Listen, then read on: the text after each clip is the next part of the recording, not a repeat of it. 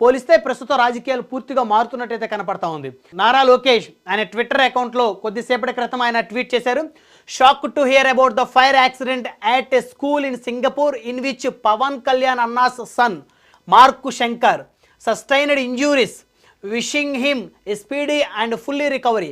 Strength and prayers to the family during this tough time. ఆ కుటుంబానికి అదేవిధంగా మరొక బ్రేకింగ్ ఏంటంటే వైకాపా అధినేత ఆంధ్రప్రదేశ్ రాష్ట్ర మాజీ ముఖ్యమంత్రి వైఎస్ జగన్మోహన్ రెడ్డి కూడా కొద్దిసేపటి క్రితం ఆయన అధికారికంగా ఆయన ట్విట్టర్ అకౌంట్ నుంచి ఆయన కూడా తన సంఘీభావాన్ని జనసేన పార్టీ అధినేతకు ఏపీ ఉప ముఖ్యమంత్రికి అయితే తెలిపినట్టు తెలుస్తూ ఉంది.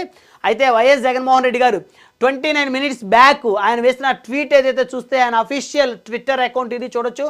వైఎస్ జగన్మోహన్ రెడ్డి గారి అఫీషియల్ ట్విట్టర్ అకౌంట్ వైఎస్ఆర్సీపీ అధినేత. దాదాపు ఆయన ట్విట్టర్ అకౌంట్లో 2.7 million ఫాలోవర్స్ ఉన్నారు. ఇది అధికారికంగా జగన్మోహన్ రెడ్డి గారు ఉపయోగించేటువంటి ట్విట్టర్ అకౌంట్. అనేక అంశాలను ఆయన ట్విట్టర్ అకౌంట్ ద్వారా పంచుకుంటారు.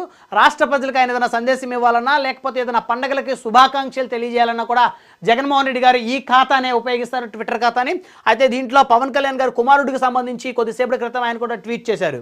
I'm shocked to know about the fire accident at a school in Singapore in which Pawan Kalyan గారు సన్ అని చెప్పేసి ఇక్కడ ఆయన గౌరవంగా సంబోధించారు. పవన్ కళ్యాణ్ గారి కుమారుడికి సింగపూర్ స్కూల్లో ఫైర్ యాక్సిడెంట్ జరిగినట్లు నేను విని షాక్ అయ్యానని చెప్పేసి జగన్మోహన్ రెడ్డి గారు రాశారు.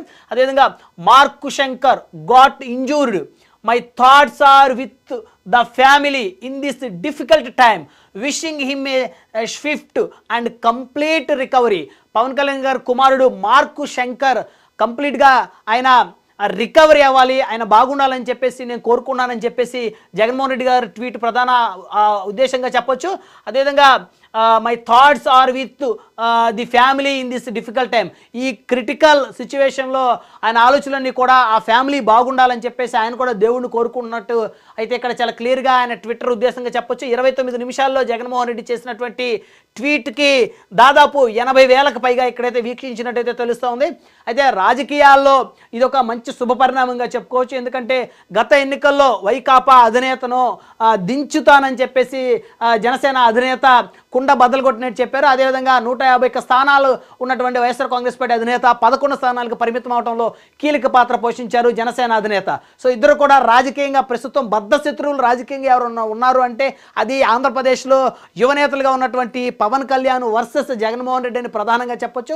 ఎందుకంటే పవన్ కళ్యాణ్ వల్ల 2 సార్లు తన అధికారం కోల్పోయాననేటువంటి విపరీతమైనటువంటి కోపం అయితే జగన్మోహన్ రెడ్డికి ఖచ్చితంగా ఉంటుంది అని అయితే ఖచ్చితంగా చెప్పొచ్చు. ఎందుకంటే 2014 ఎన్నికల్లో టీడీపీ బీజేపీకి మద్దతు ఇవ్వడంతో జగన్మోహన్ రెడ్డి ఇక్కడ ఓటమి చెందారు.